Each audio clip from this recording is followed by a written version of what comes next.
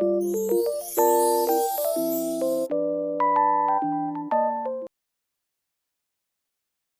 a police officer that quit his job after a paranormal experience. I'm not a superstitious person. I didn't believe in ghosts or demons until now. Yeah, stuff happens that can't be explained, but I just want you all to know that it took more than a couple of flying spoons or a door opening on its own to scare me out of my job. Since the department didn't find any reason to keep this police report confidential, I will now detail you everything I can on what happened on the scariest night of my life. We had just received word from dispatch to check out a noise complaint in a small neighborhood whose name I will not disclose for their privacy. It was me and my partner. Let's call him Paul, and I'll go by Mike. We arrived sometime after midnight. The street is dead. Everyone is sound asleep at this point. We park a patrol car in front of the aforementioned house and exit the vehicle. We knock on the door and let our presence known. Police, is anyone home? A little girl, 8 to 10 in appearance, opens door and peeks through the gap. Hey, I crouch to make myself less intimidating. Are your parents or guardians home? She shakes her head. My first thought was that she probably had the TV on a little too high and woke up the neighbors. But before I could tell her to stay inside and lock the doors, then part, I heard the sound of crashing silverware coming from what I presumed would be the kitchen.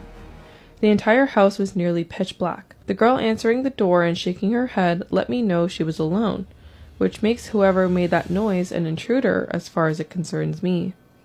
I asked the girl to step outside and turn to Paul. Paul, why don't you give her one of those lollipops you like to suck on when you're nervous? Paul gave me a cold stare as the girl giggled.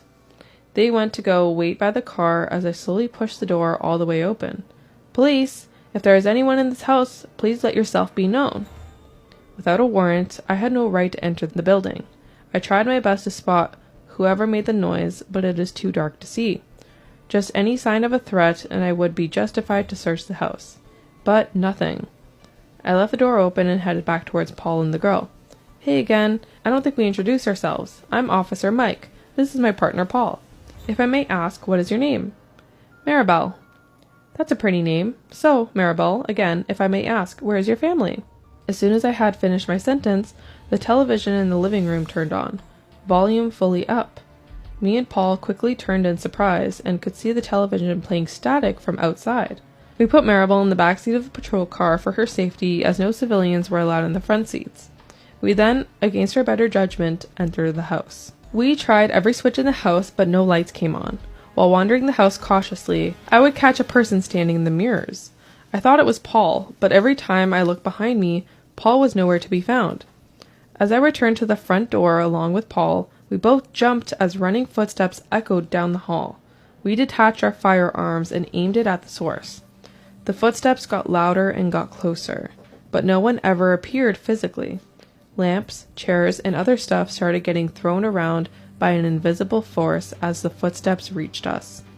We sprinted out of the house and waited by the front door. The footsteps seemed to stop, followed by the police siren that went off. I ran to the car and silenced the siren. I looked back at Paul, who seemed shook. You all right, Paul? He takes a lollipop out of its package and puts it in his mouth. Yep. I opened the rear door and checked on Maribel. You okay? She nodded her head, so I walked back to Paul.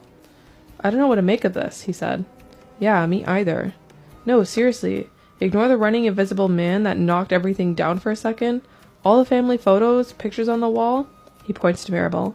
She's not in any of them. So, what are you thinking? The footsteps led outside. Then the siren goes off. There's a million buttons in that car. But what are the chances?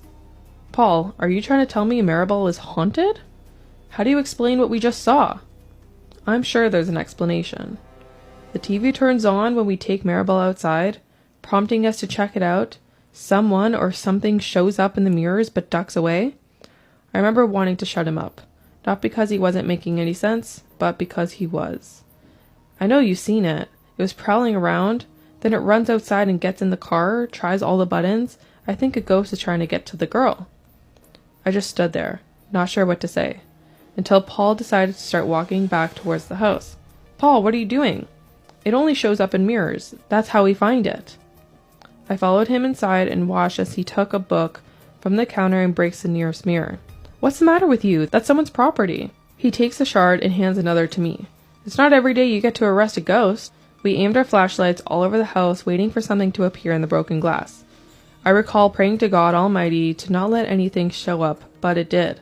I panicked as it swung its red, bony arm at my back. It ripped through my uniform, causing me to fall forward. I dropped the glass, which broke into smaller chunks. It continued clawing at my shirt and flesh, but stopped when Paul opened fire. I heard its screech fading as Paul helped me up. We both then hurried back outside to find Maribel missing from the back seat. It was difficult explaining what happened to the department without sounding like nutjobs. The police cameras, who we were betting on to prove our stories, had shut off the moment we entered the house. The thing, whatever it was, must have turned them off while we were unaware. Only part of our story that our police captain took seriously was the girl, Maribel. The captain brought up a missing person report and asked us if this was the girl we saw. It was. It's been just a few days since I gave up the badge to save whatever little pride I could spare. I just ask to whoever reads this and to whomever it may reach. The next time a door opens on its own or things move by themselves in your home, check the mirrors. Am I overreacting? I think my husband might be framing my 8-year-old son.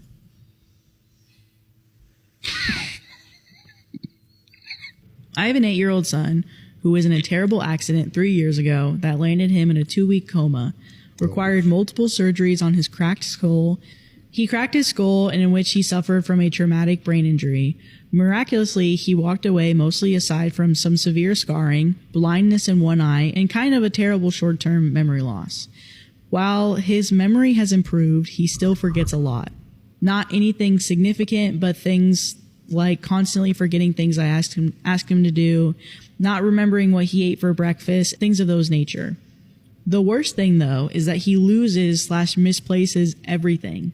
It can be quite frustrating, but I try to give him a lot of grace knowing his situation. A year and a half ago, he got an iPhone for Christmas, and within 3 months of it being lost, he swore up and down that he had it on our couch and that somebody had hid it from him.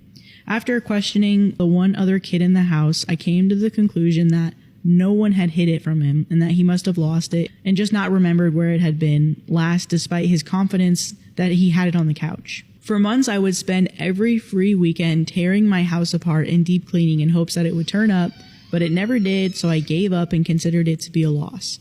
I blame myself because he clearly was not ready for that responsibility. About a year later, I ended up winning an iPad at work, and with my son being the only person in the house without a phone, the iPad unofficially became his. After about a month, you guessed it, he lost it again. He again swore up and down that somebody is messing with him and taking his things and hiding them. Again, I really just blame myself. About 3 months later, I was putting away some laundry and was tired of my husband's t-shirt drawer being a jumbled mess, so I pulled everything out to reorganize, and lo and behold, my iPad was sitting in the bottom of the drawer. I asked my husband about it, and he seemed really confused about how it got in there, and insisted that he didn't put it in there. Knowing that my son struggles with impulsive behavior from his accident and ADHD, I just assumed my son put it in the drawer and possibly hid it from his brother and forgot about it. Which brings me to tonight. I just went out to my husband's car to look for something in his trunk, which took me a bit as it was a complete mess of papers, grocery bags, shoes, gym stuff, water bottles, coffee mugs, returns that never got returned, etc. And I was rummaging through the mess. I found my son's iPhone that had been missing for almost 2 years. This time, I know there is absolutely no chance that my son put it in there because he is rarely ever in his car, and absolutely no one ever goes in the trunk except for my husband. Now it's 1 a.m., my husband is snoring away, and I can't sleep, wondering if he was hiding these things on purpose and my son was right the whole time. But what would his motive be for doing this, or does he have just a terrible memory and not remember doing this? He can be forgetful, but this is a little much. For added context, my son is my husband's stepson, if it matters. I, of course, will talk to him in the morning about it, but I just can't think about it. What are your thoughts? Am I overreacting? And then there's an edit. Okay, so the edit is... It's now the next morning, but my husband left for the gym before I woke up, so I haven't had the chance to speak to him about it yet. I didn't expect this much engagement and have not had the chance to read everyone's comments, but based on a lot of what people are commenting/asking last night, maybe posting it would be helpful since I responded to a few commenters and maybe I got lost in the shuffle. Both times that I found the devices, they appeared to be completely unused. They were both dead, which is why Find My iPhone wouldn't work. Once I got the iPad on, search history, etc., was all that of my son's. The iPhone immediately had the alert on screen stating that it was a lost device and to call my number, as I marked it as lost after it went missing. Additionally, I would be amazed if he knew the password to either of those devices. He doesn't monitor that sort of thing with any of the kids and wasn't involved in the setup of the devices or anything. He's pretty lax about that stuff. The following I'm adding, not because I'm defending him or making excuses, but because it will provide some additional context as to why I'm even posting about it, seeking outside opinions rather than just immediately knowing that he took the devices intentionally/maliciously. Both times the devices were lost, my husband never once got mad at my son for losing them. I never once got mad at him for losing them either. I even mentioned a couple of times that I blame myself. My husband never got mad at me or made any comments about how my son wasn't ready for that responsibility. The only commentary that he had was, well, he knows if he lost it, then he doesn't get another one, right? This is the general expectation we gave to all of our kids. Take care of your phone. If you lose it or break it, that's it. Additionally, my husband is the one that bought him the phone and he continued to pay for the line all this time. He never canceled service. He also never likes to blame stuff on my son's injury and says things all the time along the lines of, even with his accident, he's smarter than most kids I've met, more athletic, etc. And I think I use it as a crutch too often and don't give my son enough credit for how far he has come. So it's not like he was blaming the lost devices on my son's traumatic brain injury. Last bit of info. Some people commented how there is no way he could have forgotten the phone was in the trunk, as men go in there all the time. This may be the case with most men, but it wasn't made clear enough. His trunk is a dumping grounds for the messes that accumulate in his car that he moves to the trunk and never deals with again. For example, one of the things I found in there was a framed photo of his kids that said Happy Father's Day 2023, so it's been there over a year.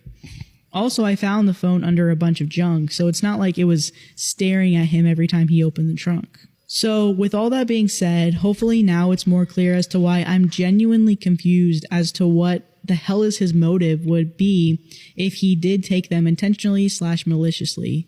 What would he get out of it? Do you think that there is a chance that his ADHD is so bad that he took those for whatever reason and genuinely forgot? This is why I was wondering if I was overreacting. Thank you for all your comments, insight, and thoughts. Am I the asshole for telling a group of women to leave my son's hospital room so I could dress him in private? My 9-year-old son, Lauren, had his appendix removed this morning. He had a basic understanding of the surgery, but the only hang-up he had was having to wear nothing but a hospital gown. No socks or underwear. When he got to the hospital room to get prepped, he told his mom/my ex and her sister/his aunt to turn around or to leave when he had to undress. Obviously, he was fine with my being there and needed help. After the surgery, me, my ex, her sister, her 13-year-old niece, and my 18-year-old son were in the recovery room. We were waiting for Lauren to sober up and get discharged.